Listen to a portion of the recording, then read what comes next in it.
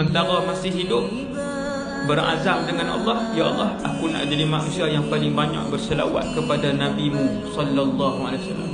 Esok mati.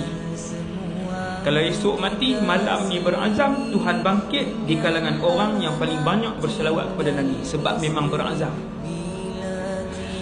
Berazam ni maksudnya ada kesungguhan dan perancangan ke arah itu.